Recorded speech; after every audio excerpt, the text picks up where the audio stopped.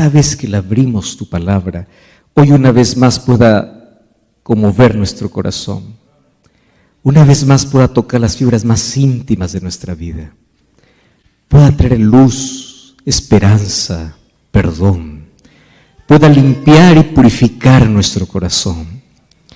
Y esta noche tu palabra, como espada viva, como espada de dos filos, pueda cortar todo lo malo de nuestra vida, como también pueda darnos el poder para deshacer y enfrentar todas las artimañas del maligno. Danos tu bendición. Bendice a cada persona que hoy está aquí en este templo, mas también a las cientos y miles de personas que nos acompañan desde diferentes países, aún teniendo diversos horarios. Este momento están dedicando un tiempo especial para poder estudiar tu palabra. Y queremos que tú nos puedas abrazar. Nuestro corazón pueda ser lleno de esperanza. Nuestros ojos puedan ser abiertos para ver que estamos en el tiempo del fin, pero también para estar preparados para ese grande día. Danos tu bendición en el nombre de Jesús. Amén y amén. Qué bueno es poder estar aquí. Este es nuestro segundo encuentro y hoy estamos listos para poder abrir la palabra del Señor. Y yo les dije ya en nuestro primer encuentro, que fue ayer, que durante todos estos días vamos a enfocarnos en solo 3 versículos, ¿verdad? Si ustedes recuerdan, entonces vamos al libro de Romanos, capítulo 13. Romanos, capítulo 13. Y vamos entonces allí a leer el versículo 11 y el versículo 12. Romanos, capítulo 13, versículo 11. Ayer ya nosotros comenzamos descifrando la primera parte. Mas hoy una vez más vamos a leer, dice el versículo 11, y esto, conociendo el tiempo, que es ya hora de levantarnos del sueño, porque ahora está más cerca de nosotros nuestra salvación que cuando creímos. La noche está avanzada y se acerca el día. Desechemos pues las obras de las tinieblas y vistámonos de las armas de la luz. Para hacer un breve repaso simplemente, ayer dijimos que nadie se despierta a menos que no conozca el tiempo. Conocer el tiempo es fundamental. Y en la vida nosotros tenemos a la profecía que nos marca exactamente en qué parte de la historia nos encontramos. Dentro del reloj profético, nosotros sabemos en qué momento estamos. Y ya repasamos algunas señales: ambiente religioso, ambiente político, ambiente social, ambiente natural, y la última señal que será la predicación del Evangelio. Y todo eso nos encamina hacia una orden. Y el apóstol Pablo dice: si conoces el tiempo, es hora de despertar, es hora de levantarnos. ¿Y de qué manera nos despertamos? ¿Recuerdan ustedes que habían 3 parábolas en el cual hicimos un énfasis especial? Mateo capítulo 25, 10 vírgenes, parábola de los talentos, de las ovejas y los cabritos. Preparación espiritual, preparación misional y preparación a través del servicio. Mas todo eso nos tiene que llevar a un reavivamiento y a una reforma. Y el reavivamiento comienza con oración, se sostiene con oración. Los cristianos hoy necesitamos volver a lo básico, a las vocales, al ABC, aquello que es fundamental. Ayer dijimos de que de nada sirve todas las cosas que podamos hacer para Dios, en nombre de Dios, pero sin Dios. Y es triste. ¿Por qué? Porque es fácil hablar de Dios, pero qué difícil es hablar siempre con Dios. Una cosa es hablar de Dios y otra cosa es hablar con Dios. Y tenemos muchos que hablan de Dios. Y nosotros somos llamados para hablar de Dios. A través de nuestro testimonio, a través de las cosas que hacemos, de nuestras palabras. La iglesia existe para predicar el evangelio. Pero hablar de Dios sin primero hablar con Dios nos lleva a una incoherencia. Entonces cuando vamos a la gente y le decimos, ven, Jesús transforma la vida, él viene y me mira y dice, ¿qué vida? Vamos a la gente y decimos, ven, Jesús te da paz, pero la gente te ve turbada. Vas a la gente y te dice, ven, porque Jesús es alegría, y tú estás amargado. Entonces, ¿qué tipo de evangelio? ¿Qué cosa estamos dando a las personas? Entonces, despertar del sueño representa un reavivamiento, y ese reavivamiento trae una reforma, porque obviamente, cuando cambia la mente, cambian los hábitos, cambia lo externo. Y dijimos que lo peligroso es que hoy estamos tan preocupados solamente en el maquillaje espiritual, menos en un cambio real. Cuando el cambio tiene que venir de adentro hacia afuera, no de afuera hacia adentro. Bueno, pero hoy nos ha tocado la tercera parte. ¿Y cuál es la tercera parte? Desecha las obras de las tinieblas y vístete de las armas de la luz. Así que hoy voy a comenzar hablando sobre un asunto que a todos nos compete. Miren, el problema no es estar en las tinieblas. El problema es conocer la luz y jugar con las tinieblas. Voy a explicar esto de nuevo porque en base a esto vamos a hablar muchas cosas hoy. El problema no es estar en las tinieblas. ¿Por qué?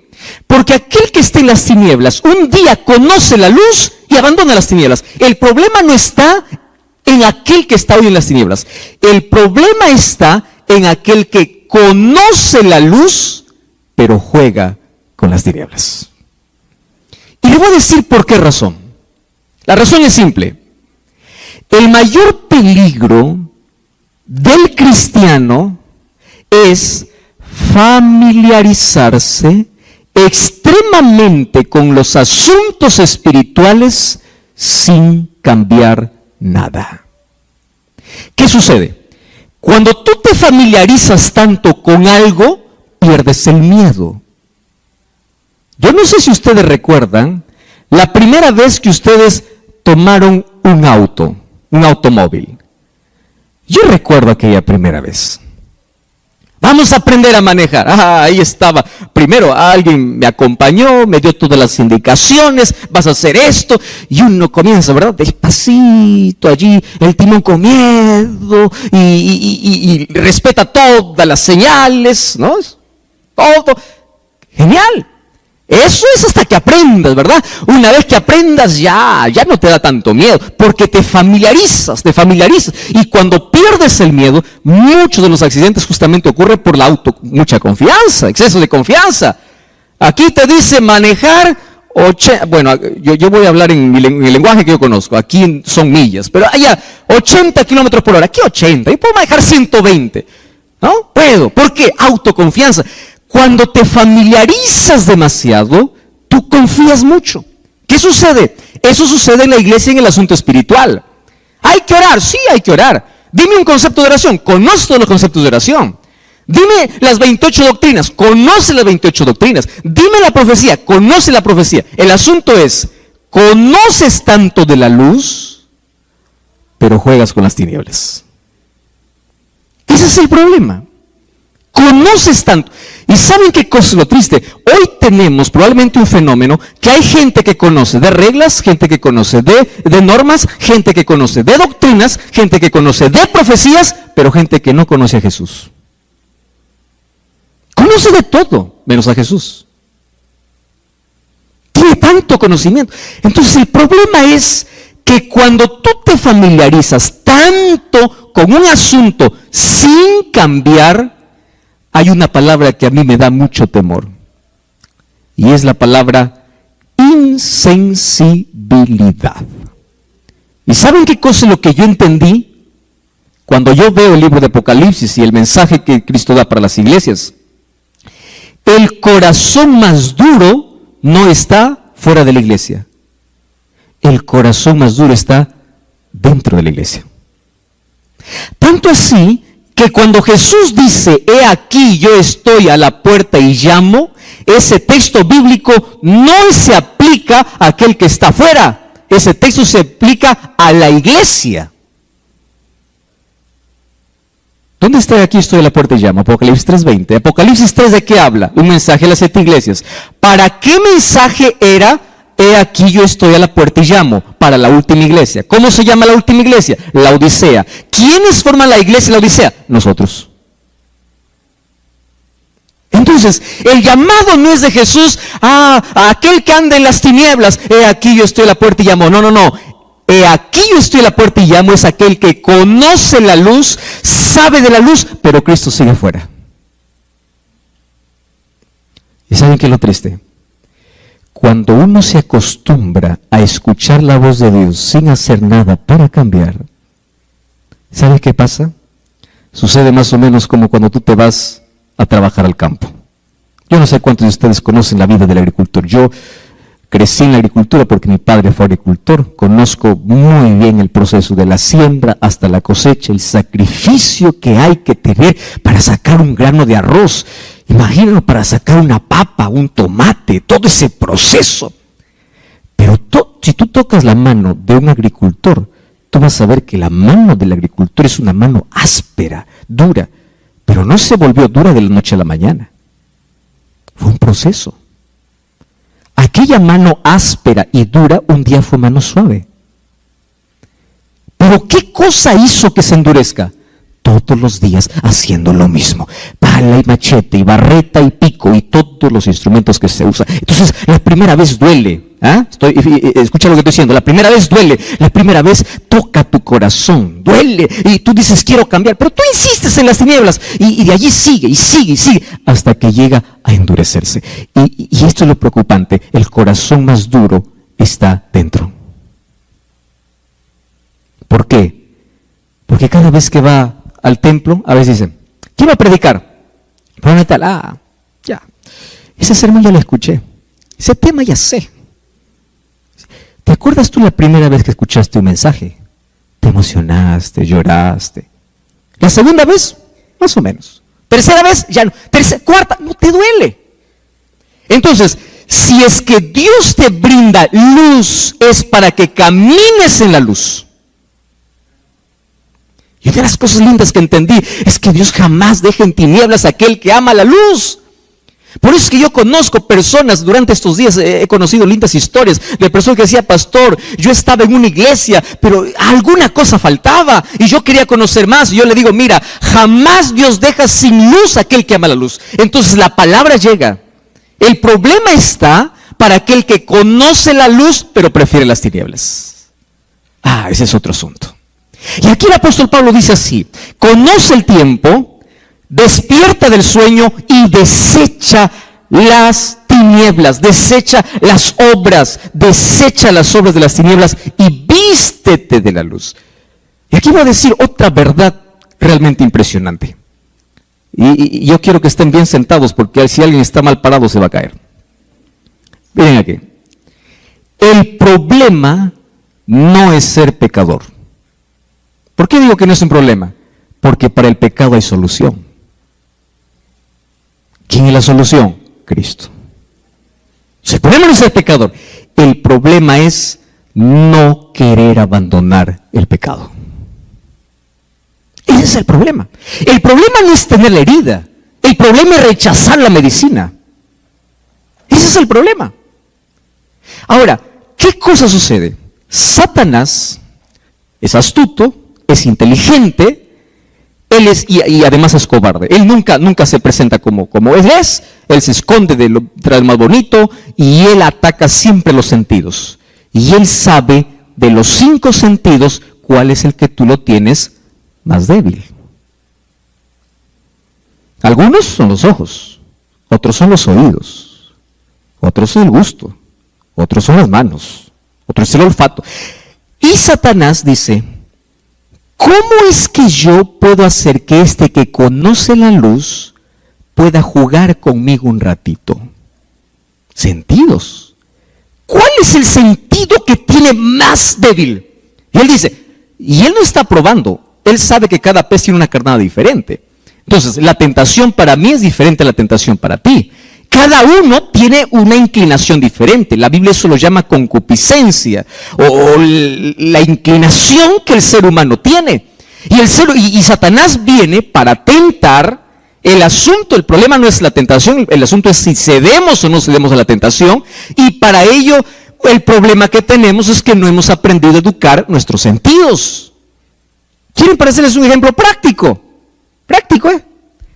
No comas eso, te hace daño. Ah, pero el gusto es superior, ¿no? ¿Cómo lo disfrazas? Pues ya lo hay que morir. Y le bandas. Eso no veas, te hace daño. Ah, pero es mi vida. Eso no toques, eso no frecuentes, no vayas allí. Pero el ser humano justifica y cada vez debilita y debilita y debilita más sus sentidos. Y cada vez que cedes es más o menos como un clavo. ¿Lo has visto? Cuando tú comienzas a martillar un clavo, si ese clavo ante tanto martillazo se mantiene en pie, pues se va derecho. Pero si ese clavo ante tanto martillazo se dobla una vez, puedes enderezarlo. Pero recuerda que ante el próximo golpe es más fácil que se doble de nuevo. Y si se dobla 2 veces, a la tercera no se dobla. A la tercera se quiebra. ¿Y a dónde van los clavos quebrados? A la basura. Satanás conoce muy bien cómo hacer para tentar. Y él no pierde tiempo. Él dice, ¿qué cosa es lo que le gusta? Y ahí aparece con todas sus propuestas.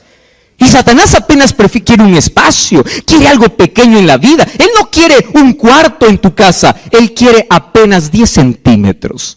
Entonces mira, escúchame aquí, todos somos pecadores, pastor, sí, todos somos. Yo soy pecador, soy, tú también. Todos somos pecadores. Delante de Cristo no existe encargo, no existe función, no existe que el pastor está aquí, que el líder está aquí, que el anciano está aquí. No, todos somos pecadores. Pero ojo con lo que te voy a decir ahora.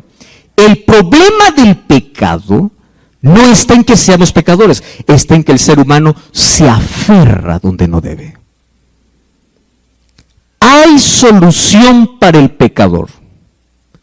Lo que no hay solución es para aquel que se aferra al pecado. Y allí comienza la justificación, ¿no? Dios me ama como soy. Es muy bonito decir eso, y es verdad. Dios te ama como eres. Nunca lo dudes de eso. Puedes caer 10,000 veces y el amor de Dios va a seguir intacto. Pero hay un problema. Dios te ama a ti, no lo que haces. Y si realmente tú te bañas de la gracia salvadora de Jesús, el Dios que te ama es el Dios que te transforma. Porque como dije ayer, Dios te acepta como llegas, pero no te deja como estás. Puedes llegar como el pródigo, andrajoso, pero cuando llegas a Él sí te cambia el vestido. Él te transforma. ¿Y Satanás qué cosa busca? Ensuciarnos para ceder y ceder y ceder. Esa figura la encontramos desde Faraón. Un día cuando Moisés dijo, el pueblo necesita ir a adorar, Faraón dijo, vayan solo los muchachos, o dejen sus muchachos, vayan solo los adultos. Y a mí me encanta porque en el libro de Éxodo capítulo 10 versículo 26, Moisés le mira a Faraón y le dice así, no te equivoques, Faraón, nosotros vamos a adorar a Dios, vamos con nuestras mujeres, con nuestros hijos, vamos con lo que tenemos. Aquí en Egipto no quedará ni una pezuña. ¡Qué valentía! Eso significa, contigo no hay negociación. Si nosotros tuviésemos esa valentía para decir al diablo, contigo no negocio, para ti no queda ni una pezuña, no significa que dejas de ser pecador. El asunto es que cada vez que viene a tentarte, tú no te aferras al pecado. ¿Están entendiendo? Todos somos pecadores. El problema es aferrarnos. Desechemos pues las obras de las tinieblas. ¿Y por qué tenemos que desechar? Alguien puede preguntar, pastor, ¿y eso qué tiene que ver con los eventos finales, no? Porque durante esta semana estamos hablando sobre las cosas que ocurrieron en el tiempo del fin. No saben por qué. Porque es ahora que si no aprendemos a desechar las obras de las tinieblas, muy pronto vamos a pasar por una situación más complicada. Miren lo que dice el libro de Lucas capítulo 22, versículo 31 y versículo 32. Dice así: dijo también el Señor. Yo voy a pedir que ustedes lean la parte en rojo, y yo voy a leer solamente lo que está en negrito. ¿Está bien?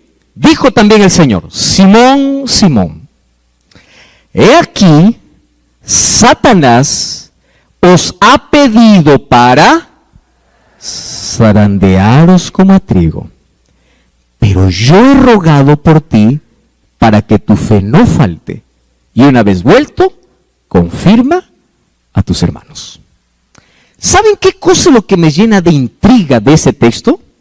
Es que ante ese pedido Jesús no le dice: yo te libro del zarandeo. No. Jesús le dice: yo solamente oré para que tu fe no falte. ¿Qué quiere decir? Que el zarandeo es un asunto particular, especial, que todos los seres humanos vamos a pasar de dos maneras: de manera individual y de manera grupal. Así que déjenme explicarles hoy en qué momento el cristiano es zarandeado. En primer lugar, de manera individual, y luego en el tiempo del fin, que ya estamos en ese tiempo, nuevamente la zaranda se moverá y aquel que no es trigo, pues el viento se lo llevará. Entonces la pregunta es: ¿cómo yo puedo saber si soy trigo? ¿Cómo yo puedo mantenerme firme? Y ahí viene el complejo, ¿no?, de la culpa. Es que yo soy pecador, es que yo soy débil, es que yo soy tentado, es que yo no puedo. Hoy vamos a entender un poquito cómo es el asunto del zarandeo. Yo quiero que ustedes entiendan, el asunto del zarandeo es la mayor realidad que cada día la iglesia vive. Una vez más, de manera individual está sucediendo ahora. Y de manera grupal va a suceder de aquí a poco. Justamente antes de que Dios derrame la lluvia tardía. Eso será nuestro tema del sábado. O sea, en la lluvia tardía ya estará seleccionado, ¿qué cosa? El trigo. Y aquellos que recibirán el poder del Espíritu Santo para el mayor Pentecostés de la historia, mayor que el primer Pentecostés, serán aquellos que han sido sacudidos, pero se han mantenido firmes. Porque cristiano, antes de poder esperar o antes de poder ir al cielo, primero es sacudido para ver cuál es su intención, cuál es su motivación, qué tiene en el corazón. Porque es fácil ser cristiano y ir a una iglesia, tener la Biblia bajo el brazo y decir: amo a Cristo, aleluya, amén, gloria a Dios. Pero ¿qué sucede cuando viene la zaranda? ¿Qué sucede cuando viene el viento? ¿Qué sucede cuando viene el problema? ¿Dónde está tu fe? Y escúchame bien lo que te voy a decir ahora. Si tu fe no es capaz de sostenerte en los días más oscuros de tu vida, evalúa tu fe. Porque es la fe. Jesús nunca prometió que sus hijos nunca pasarían por problemas. El falso evangelio, ¿cuál es? Ven a Jesús, tus problemas acabarán. Eso es falso. Dios tiene poder para restaurar, sí. Dios tiene poder para curar, sí, pero nunca Dios te ha prometido que si vas a Él, tus problemas acaban. Al contrario, Jesús te dice: el que quiere ser mi discípulo, venga, pero tome su cruz y sígame. Y feliz es aquel que entiende que aunque el cristianismo tiene una corona al final de su carrera, antes de la corona, primero tiene una cruz para el camino. Ahora, ¿qué es el zarandeo individual? Aquí vamos a responder algunas preguntas. Primero, ¿quién produce el zarandeo? Según el texto que hemos leído, Jesús dice: Satanás ha pedido. Pero en esta tarde vamos a entender que el zarandeo individual tiene dos dimensiones. La primera dimensión se llama el zarandeo producido por Dios mismo. Pastor, ¿es posible que Dios pueda zarandear? Sí. Y aquí lo llamamos el zarandeo divino. El zarandeo divino es el proceso por el cual Dios quiere hacer brillar su carácter en tu vida. Y lo voy a hacer en 2 ejemplos. Dice que una vez se le preguntaron a un joyero, ¿cuándo es que el oro es oro puro? Y el joyero respondió lo siguiente: cuando puedo ver mi rostro reflejado en el oro. Pero para que el oro pueda reflejar el rostro de aquel que lo tiene que pasar por un proceso. Y ese proceso se llama fuego. Cuando nosotros enfrentamos el fuego, existen 2 tipos de personas. Personas tipo oro y personas tipo leña. ¿Qué sucede cuando tú colocas leña al fuego? ¿Cómo termina ese pedazo de leña? Por más fuerte que haya sido, cenizas. ¿Qué sucede cuando colocas el oro en el fuego? Más fuego, más brilla. La pregunta es, ¿quién eres? ¿Oro o leña? Porque puede ser que en algunos casos nuestra fe se deshaga ante la primera prueba de la vida. Y quiero que sepas que la Biblia sí habla de que Dios sí prueba a sus hijos. Es bíblico. Dios permite que sus hijos pasen por el desierto, pero Él los acompaña. Eso es bíblico. Dios permite que sus hijos entren al horno de fuego, pero Él los acompaña. Él nunca te prometió que no pasarás por el desierto, que no pasarás por el horno. Él te prometió, estaré contigo en el desierto y en el horno. Pero hay algo que no puede evitar, que tú pases. ¿Y por qué razón Dios quiere llevarnos allí? Hermanos, por una razón simple. Porque hay tanta cosa que Dios quiere quitar de nuestro corazón y el ser humano no aprende a la buena. Quiero que ustedes entiendan esto. Y esto lo aprendemos desde niños. Dile a un niñito, no metas tu dedo allá en el enchufe. Mientras más le digas no, él tiene más ganas de meter. ¿Es así o no? Lo digo porque a mí me ha pasado. Es peligroso. Ay, pero quiero probar. ¿Por qué es peligroso? Claro, cuando crecemos ya no metemos el dedo al enchufe, pero metemos a otras cosas. Y comenzamos a jugar con el peligro. ¿Verdad? Ante los no parece que nosotros somos impulsados y queremos. Entonces, ¿qué cosa tiene que hacer Dios? Para salvarnos, a veces tiene que pararse como un padre y decir, eso no. Y si tú realmente me amas, yo voy a permitir, te voy a llevar al desierto, te voy a llevar al horno y vamos a pasar juntos. Pero quiero una cosa, que en el horno tú no te sueltes de mi mano. Yo prometo estar contigo, pero tú no te sueltes. No te sueltes. Entonces cuando la gente dice, pastor, estoy pasando por crisis, problemas, enfermedad, dolor, conocí a Jesús y un problema tras otro, le digo, bienvenido al horno, pero no te sueltes, va a pasar. No es eterno, pero mientras pasa parece que es eterno, pero aférrate. ¿Y por qué razón? Porque para que Dios pueda quitar el mayor problema del ser humano y nos enseñe a depender, quiero que sepas que las lecciones más poderosas de la vida no lo aprendemos en la prosperidad. ¿Sabes cuándo lo aprendemos? En la dificultad. ¿Cuándo oras más tiempo delante de Dios? Cuando tienes todo, cuando no tienes nada. ¿Por qué? Porque así somos. Dios quiere arrancar el cáncer. Y a veces ese cáncer que te está carcomiendo y puede hacer que te puedas perder, Él tiene que usar el bisturí divino. ¿Qué cosa es el bisturí divino? Es una operación. Yo ya conté esta historia. Hace algunos años yo enfermé, fui al médico. Me dijeron, tienes el apéndice a punto de reventar. De aquí no sales, te vamos a operar. Le pusieron una anestesia primero. Y todos los que han ido ya a un quirófano, ¿no? Ve todos los cuchillos que le van a meter ahí. Yo lo llamo cuchillo, pero tiene su nombre, obviamente, ¿no? Todas las cosas. Ahí aparece el equipo médico, aparece la anestesiólogo, el anestesiólogo. Tranquilo, tú no vas a sentir nada.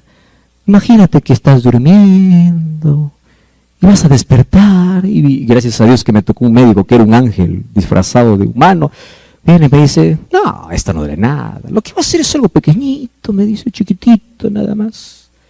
Y uno pues no, empieza confiado, se deja y uno no sabe en qué momento duerme. Y de pronto tú despiertas y no sabes ni dónde estás. Solamente sabes que estás cubierto, ves a otro que está en la misma condición que tú y tú reaccionas y dices, ¿morí o estoy vivo? No, porque estaba también echado igual que tú. Hasta tomar conciencia no te duele. Pero después va pasando la anestesia.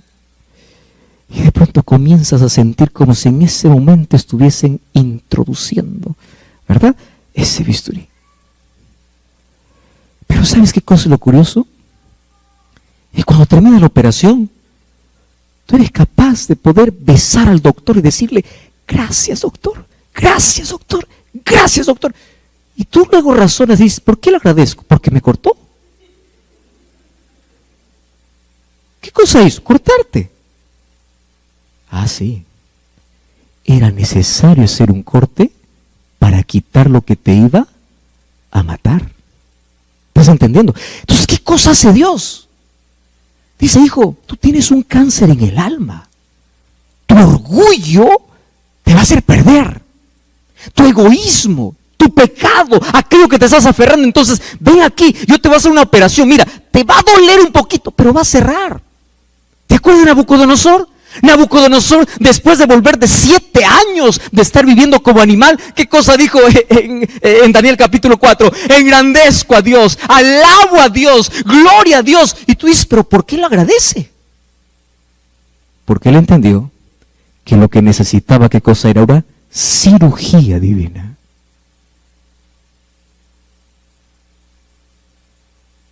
Entonces, la primera fase del zarandeo individual, ¿en qué consiste? En que las pruebas son necesarias. Entonces cuando te vaya así todo mal, parece que Dios no te escucha. ¿Viste?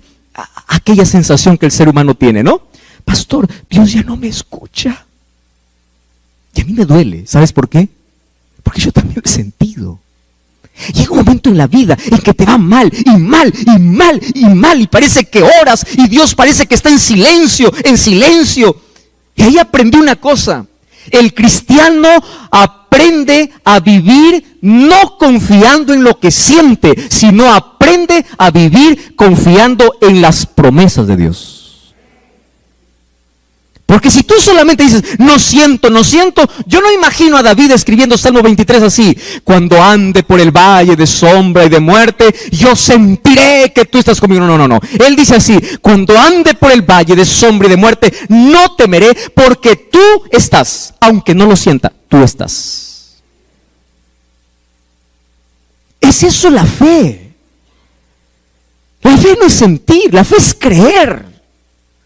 Entonces cuando pases por el bisturí, cuando pases por el fuego, cuando pases por el desierto, no esperes sentir, cree, Dios está. ¿Y qué cosa es el zarandeo? Mi fe se fortalece en el dolor, mi fe se fortalece en la prueba. No es que ante el primer problema, ya caigo, ya me desanimo, ya me voy a dar la vuelta a Dios, ya doy la espalda a Dios. No. El zarandeo individual hecho por Dios tiene que ver para probar cómo está tu fe. Te voy a hacer un ejemplo bien práctico para que me entiendas mejor. ¿Recuerdas tú al joven rico? El joven rico un día se acercó a Jesús y le dice: maestro bueno, ¿qué haré para heredar la vida eterna? Y Jesús lo zarandea. ¿Cómo lo zarandea Jesús? Le dice así: primero, ¿por qué me llamas bueno? Bueno solo Dios, reconoce que yo soy Dios. Y luego cambia, le dice solamente maestro. ¿Qué voy a hacer? ¿Los mandamientos guardas? ¿Y qué cosa respondió el joven? Sí.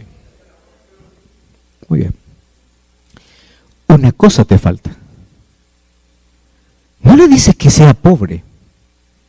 Lo que le dice es, colócame a mí, o coloca a Dios en primer lugar por encima de tu riqueza. ¿Por qué? Porque este joven se aferraba a sus riquezas, que él podría hacer todas las cosas correctas mientras no le toquen su dinero. Ahora, ¿sabes? Esto es muy fuerte lo que te voy a decir.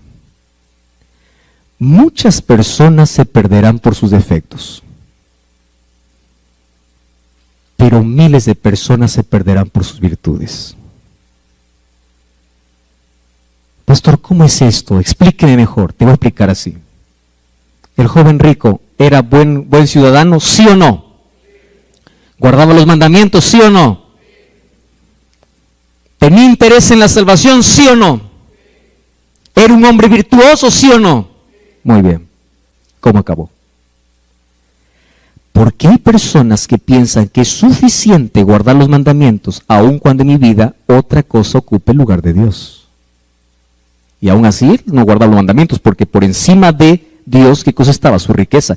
Y allí viene la zaranda de Cristo, pero la zaranda de Cristo es como oportunidad, es como arrepiéntete, cambia, por favor, no te pierdas por un pedazo de terreno, por un trabajo que transgredes el sábado, no te pierdas por algo que se va a perder. Luego acumulas, te mueres para quien queda, pero mira, sígueme, colócame a mí en primer lugar. ¿Qué cosa estás haciendo? Entonces viene la zaranda como diciendo, arrepiéntete, cambia. Tú tienes muchas virtudes, pero no confíes en tus virtudes, porque lo que salva no son las virtudes, es la gracia, es colocar a Cristo en primer lugar, es un relacionamiento con Cristo. De eso depende la salvación. Pero hay otro tipo de zarandeo que es más cruel, el zarandeo del diablo.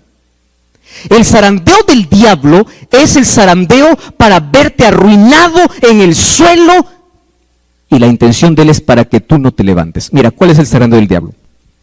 ¿Recuerdas tú a Pedro? ¿Cuál es el problema de Pedro? Señor, yo iré contigo si es posible hasta la muerte, allá voy. Y Jesús tenía que hacer una cirugía. Y porque Jesús tenía que hacer una cirugía en el corazón de Pedro, ¿qué cosa hizo? Permitió que ahora Satanás mismo lo pueda zarandear.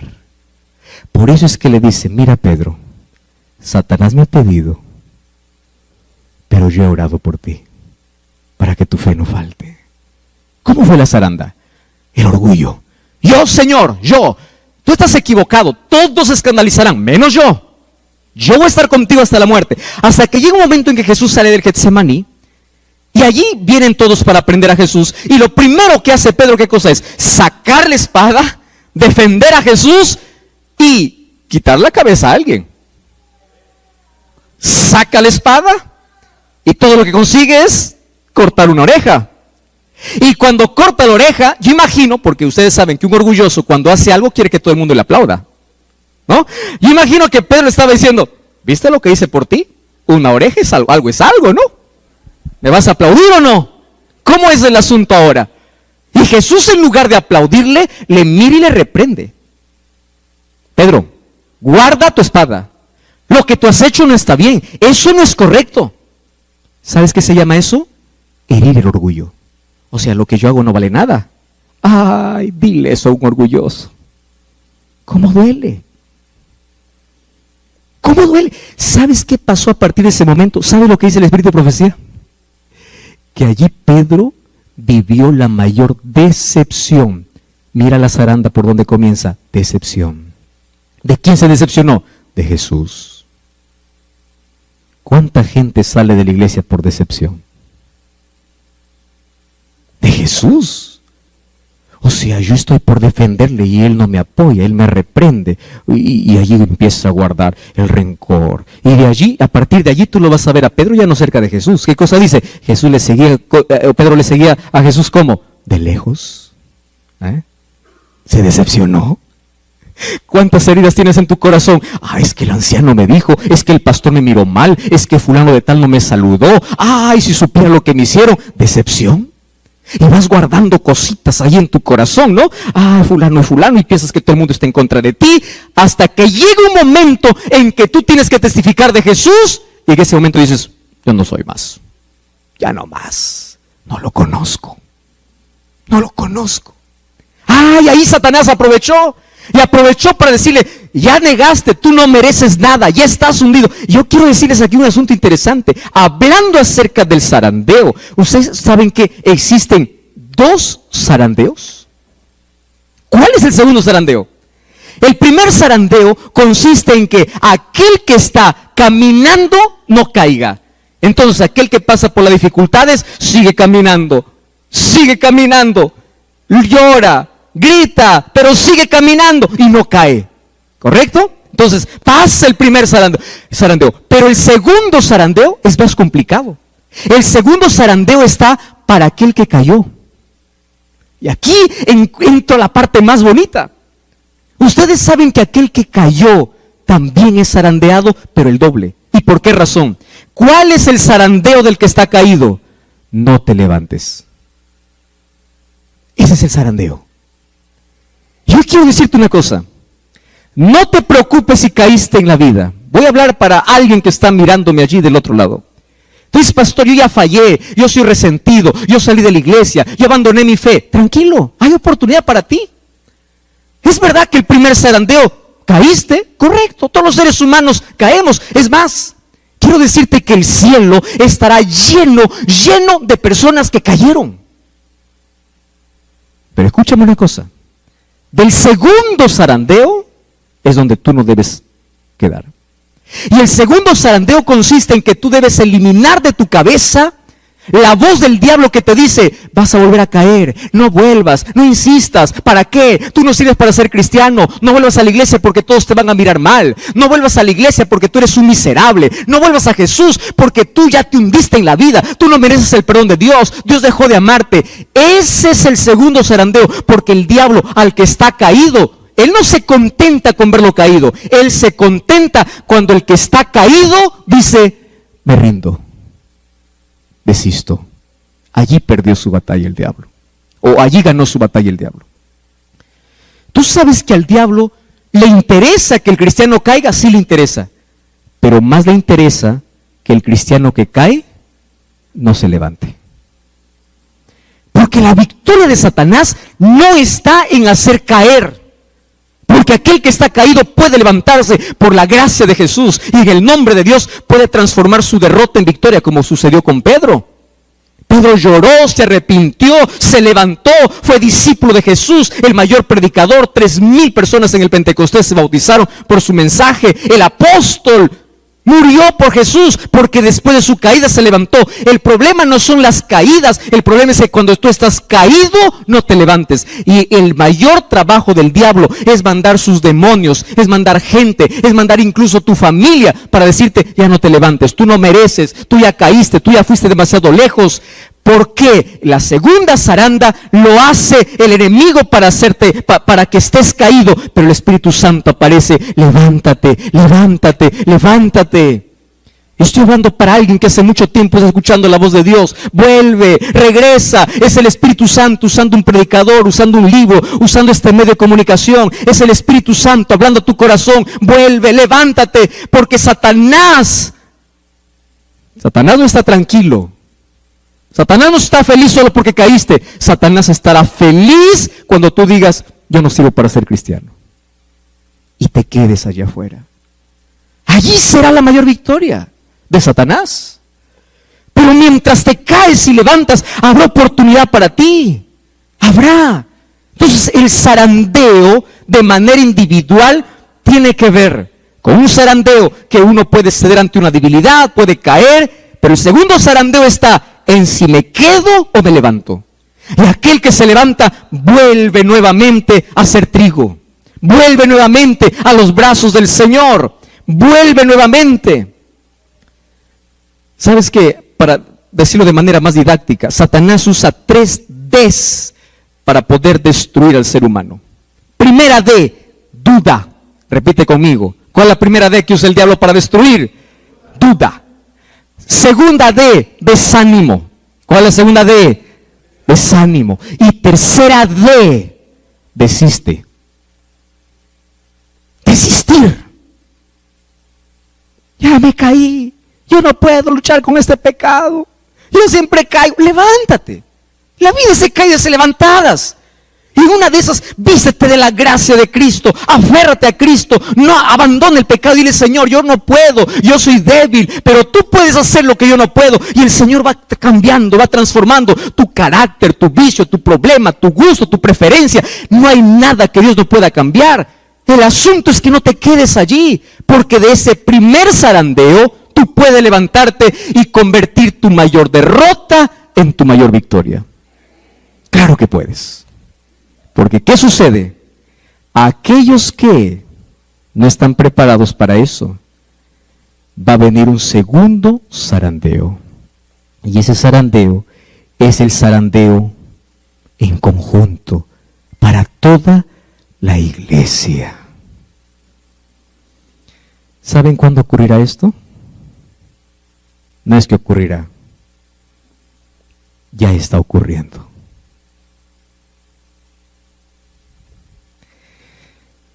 ¿Ustedes saben cuándo se dará este segundo zarandeo que sacudirá la iglesia?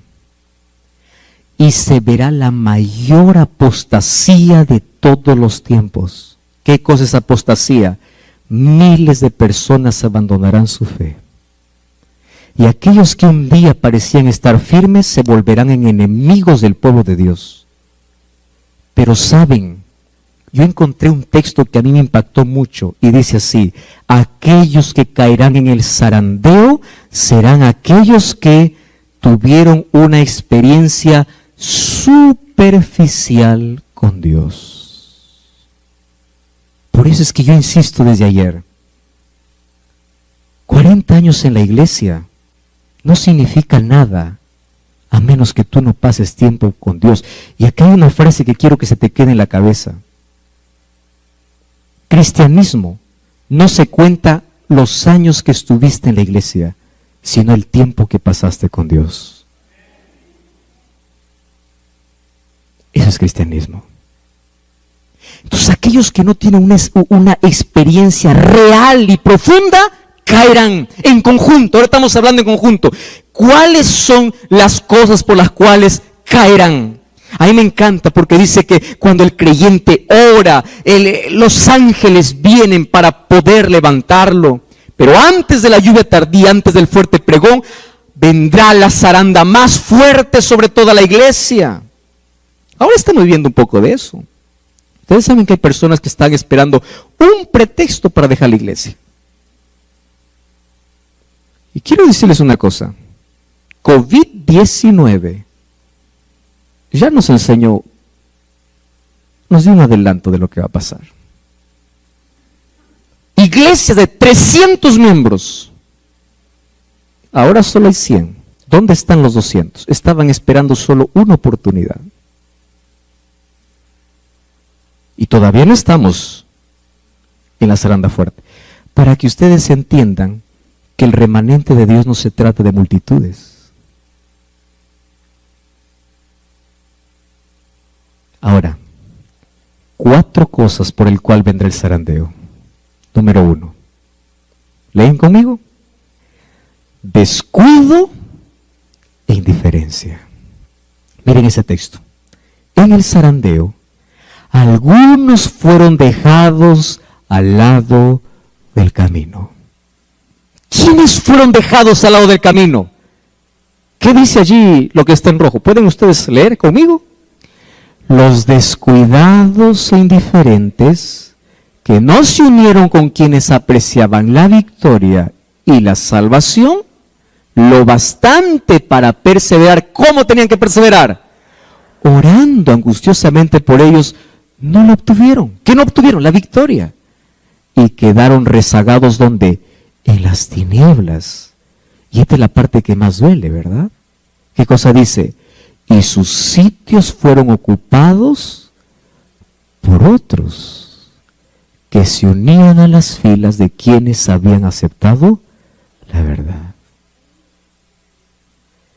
Ustedes saben ¿por qué el cielo estará lleno de sorpresas?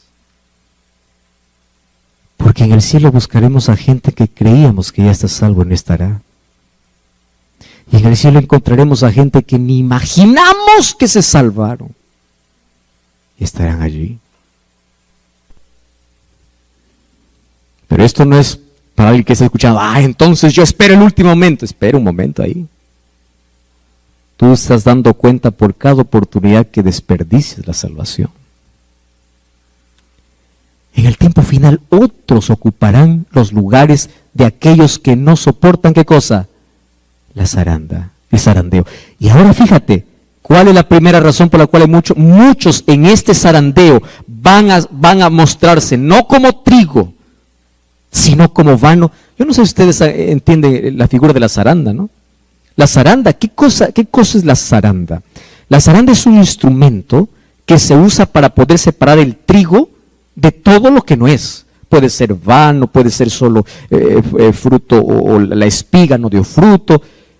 Los que sembramos o los que conocemos del arroz, existe un asunto que no es la zaranda, sino es ventear, cuando después de poder cosechar, colocas en una carpa todos los granos y comienzas con alguna cosa a ventear. Es el viento que lleva todo lo que no es grano. Entonces sucede en la iglesia lo mismo. Van a venir tempestades. Y ustedes van a escuchar de aquí a poco tempestades dentro de la iglesia. Y personas que estuvieron allí mirando solo al anciano, mirando al pastor, se van a decepcionar. Porque las personas no aprendieron a mirar a Jesús. Las personas por descuido, indiferencia, serán llevados por el viento. Número 2. ¿Qué cosa dice? Persecución y ley dominical. De esto vamos a hablar un poquito mañana, pero apenas un adelanto. Todos los que me siguen, dijo Jesús, padecerán persecución. Y la ley dominical no es un asunto lejano. ¿Qué cosa es la ley dominical? De aquí en poco, en breve, se van a unir 2 poderes sobre la tierra para poder declarar que toda la humanidad pueda guardar un solo día de descanso. ¿Ustedes lo ven eso lejano? No. Les voy a dar un ejemplo simple. Averigüen allí en internet, o si ustedes, yo tengo el libro en físico,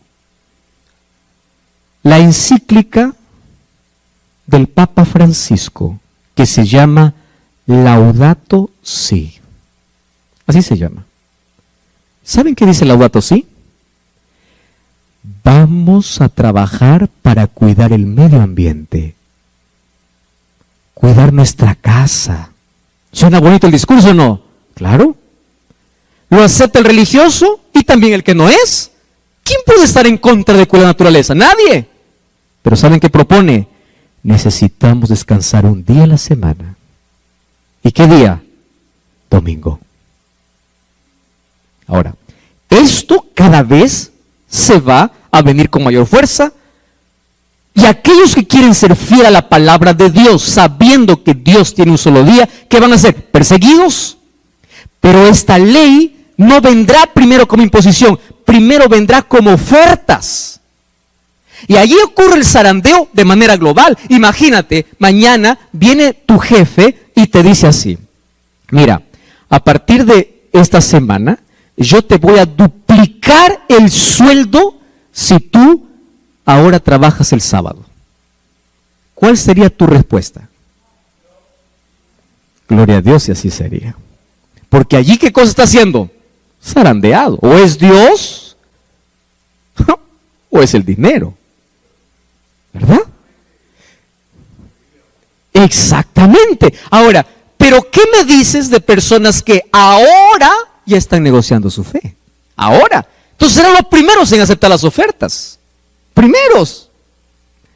Pero luego vendrá una imposición. Y la imposición será: si no haces esto, tú vas a ser despedido. Y hay mucha gente que dice: pues Dios comprenderá. ¿Verdad? Y en nombre del Dios comprenderá, van a romper todos los principios bíblicos. Ahora, ¿qué cosa sucederá? Allí Escuchen aquí, será la mayor zaranda, el mayor zarandeo. ¿Por qué? Porque miles y miles y miles de personas preferirán puestos, trabajo, dinero, posición, antes que obedecer a Dios. Para que cuando llegue ese día tú puedas tener claro cuál es tu respuesta. Ahora vienen pequeñas pruebitas. ¿Te ha pasado o no? Pequeñas. ¿Eres fiel allí? Tercero, rechazo al mensaje de la Odisea. Miren, en persecución y ley dominical, pronto los hijos de Dios serán probados por intensas pruebas, y muchos de aquellos que ahora parecen ser sinceros y fieles, que dice allí, resultarán ser vil metal. En vez de ser fortalecidos y confirmados por la oposición, las amenazas y los ultrajes, se pondrán cobardemente del lado de los opositores. Tercero, rechazo a la Odisea, al mensaje de la Odisea. Los que perseveran en su, ¿qué cosa dice allí? Indiferencia. Y no reciben la amonestación de Cristo en el mensaje de la Odisea, ¿qué cosas serán? Vomitados. ¿Qué significa vomitados? Despedidos del cuerpo de Cristo, ¿cuándo? En el tiempo del zarandeo. ¿Qué cosa está diciendo? ¿Cuál es el mensaje a la Odisea? No juegues a ser cristiano. ¿Cuál es el mensaje a la Odisea? Ojalá fueses frío. O eres caliente, pero no eres ni frío ni caliente. ¿Qué cosa eres? Tibio. Estás en medio. Dices una cosa, haces otra cosa. El sábado vienes a la iglesia, cantas al Señor, con esa misma boca que alabas al Señor, el domingo estás insultando. Estás maltratando. Tibio. Rechazo el mensaje por la indiferencia. El asunto es que se acostumbraron a escuchar tantas veces el mensaje de Dios, y lo peor es que ellos se conformaron con su estado espiritual. Hay gente que se conforma. Así será, pues. Así moriré, pastor. Así. No hay cambios. Finalmente, fíjense lo que dice aquí. Conocimiento superficial. ¿Qué es conocimiento superficial? En lo porvenir, las supersticiones satánicas, ¿qué cosa dice? Cobrarán formas nuevas. El error será presentado de un modo agradable y halagueño. Falsas teorías revestidas de luz serán presentadas al pueblo de Dios. Así procurará Satanás engañar a los mismos escogidos, si fuera posible. Eso dijo Jesús en Mateo 24. Y se ejercerán influencias extremadamente seductoras. Y esa frase hay que tener en cuenta. ¿Qué dice? Se hipnotizarán las mentes. ¿Saben que eso ya se está cumpliendo hoy? Satanás está vendiendo toda la filosofía a través de películas y música. Y de manera camuflada está entrando a nuestra cabeza cosas que hay gente que cree más en una película que la Biblia. Yo he preguntado a muchas personas, por ejemplo, diciendo, ¿por qué crees en el rapto secreto? Y la mayoría no me sostiene con la Biblia. Me sostiene con películas de Hollywood.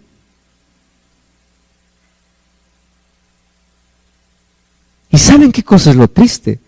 Que las personas que no están fundamentadas en la palabra, porque no tienen un conocimiento profundo, sino superficial, son personas vacías. Y a mí me preocupa, porque incluso dentro del pueblo de Dios existen personas que dicen así. Así dice el pastor. Así dice la iglesia. Así dice el anciano. Eso me preocupa, porque nuestra palabra tiene que ser: así dice Jehová. Así dice la Biblia. No es lo que diga alguien. Lo que diga alguien tiene que confirmar lo que la Biblia dice. Pero hay tantos grupos hoy que se desunen a la iglesia que este color, que así, que el peinado así, que la caminada así, que el rostro así, que esto así, esto no me gusta, que esto sí me gusta. ¿Quién dice? Así dice el pastor fulano, así dice el pastor. No, así dice la palabra. Si tu preferencia o lo que dices no está basado en la palabra, pues... Y una de las cosas tristes es que hoy nuestras Biblias están cerradas. No estoy hablando dentro del mundo secular, dentro del propio pueblo de Dios. Qué tristes que cristianos apenas leen el versículo que se da en el culto divino y la Biblia se mantiene cerrada por 7 días más. Queridos, va a llegar un momento, y ese momento comenzó. Dios está, ¿cuándo? Ahora, zarandeando a su pueblo. ¿Por qué lo zarandea? Probando sus propósitos y motivos. Muchos serán solamente con el tamo y no el trigo, por lo tanto, no hay valor en ellos. Satanás obrará milagros para engañar, ensalzará su poder como supremo. Puede parecer que la iglesia está por caer, pero no cae, permanece mientras los pecadores de Sión serán zarandeados y arrojados fuera. La paja será separada del trigo precioso. Mucho cuidado, tú no eres el que hace el zarandeo, es Dios. Tú no puedes decir él es trigo y él es cizaña. No, eso es el trabajo de Dios, no es tu trabajo. Tu trabajo es aferrarte a Cristo para ser trigo. Esta es una prueba terrible, sin embargo debe ocurrir. Nadie sino aquellos que han estado venciendo por medio de la sangre del Cordero y de la palabra de su testimonio serán hallados con los que son leales a la verdad, sin mancha ninguna de pecado, sin engaño en su boca. Debemos ser despojados de nuestra propia justicia y vestidos con la justicia de Cristo. Por eso, ¿qué cosa dice Romanos 13? Desechemos las obras de las tinieblas. ¿Y qué dice? Vistámonos de las armas de la luz. ¿Qué cosa vestirse de las armas de la luz? Vestirse de la justicia de Jesús. Y esta noche quiero decirles, todos podemos caer. El apóstol Pablo decía, el que piensa estar firme, mire que no caiga. Nunca te escandalices por el error de tu prójimo. Nunca. Nunca apuntes con el dedo el pecado de alguien sin antes haber orado y conversado con él con amor. El que piense estar firme, mire que no caiga. La única manera de mantenernos en Cristo, y como dice el texto, nuestras victorias no son por nuestra capacidad, por nuestros títulos. Nuestra victoria no es por nuestra experiencia y nuestros años en la iglesia. Nuestras victorias son por la sangre del Cordero y de la palabra de su testimonio. No confíes en ti, ni tu experiencia, ni en tus grados, ni en tus títulos. Confía en la justicia de Jesús. ¿Saben? El libro de Santiago capítulo 4 versículos 7 y 8 dice así: someteos a Dios, resistid al diablo y él huirá de vosotros. Queridos hermanos, las pequeñas victorias que tengamos sobre el pecado cada día, pequeñitas, son aquellas que nos garantizan que ante las mayores pruebas nos seguiremos manteniendo de pie. Pero para soportar las pequeñitas necesitas una cosa: aférrate a Cristo, vive para Cristo. Ustedes saben que el diablo se ríe del mejor orador, del mejor predicador, del mejor líder, del mejor pastor, del mejor que puede saber tanto, pero no tiene comunión con Dios. Nuestra garantía es vivir aferrado a Jesús. El el cielo estará lleno de personas, no de personas perfectas. El cielo estará lleno de personas totalmente imperfectas, pero todas ellas reconocieron su debilidad y se aferraron a Jesús. Y aquel que reconoce su debilidad y se aferra, se somete a Dios, resiste al diablo, y el diablo sabe que aquel que está con Cristo, él no puede derrotarlo. ¿Sabes qué es lo único que hace el diablo para hacerte caer? Primero tiene que separarte de Jesús. Y ojo con lo que te voy a decir. Separarse de Jesús no significa salir de la iglesia. No. Separarse de Jesús es dejar de orar, dejar de leer la Biblia. Hay tanta gente dentro de la iglesia que está separada de Jesús. Y cuando llegue todos estos momentos finales de la historia, que cada vez la crisis va a ser mayor, muchos caerán. Pero a mí me encanta la oración de Jesús. Pedro, María, José, Luis, Sara, Raquel, yo he orado para que tu fe no falte. Y esta noche yo quiero hacerte un llamado. ¿Y sabes cuál es mi llamado? Satanás va a poner toda distracción para que separes tus ojos de Jesús. Mi invitación esta noche es: vuelve a mirar a Jesús. Mira a Jesús. Solo en Él pon tu fe. No, probablemente estás mirando otras cosas, te estás distrayendo. Vuelve a Jesús. Vuelve a Jesús. Mira a Jesús. No mires lo que hace el pastor, ni lo que hace el líder, ni lo que hace fulano. No importa cuánta referencia sea, todos somos imperfectos. Mira a Jesús. Si no quieres hundirte como Pedro en las aguas profundas, no dejes de mirar a Jesús. Pero te voy a dar un consejo más. Si por cosas de la vida resbalas y caes, no te quedes caído. Levántate. Y en el nombre de Jesús, continúa tu caminata. Voy a invitar a mi esposa que venga a cantar. Mientras ella canta, cierra tus ojos, haz una oración y dile: Señor, ayúdame a mirarte a ti todos los días de mi vida. Y si esta noche tú quieres decirle a Jesús: Señor, te entrego mi corazón. En las pequeñas pruebas he fallado, pero yo quiero mantenerme firme. Yo quiero mirar a Jesucristo.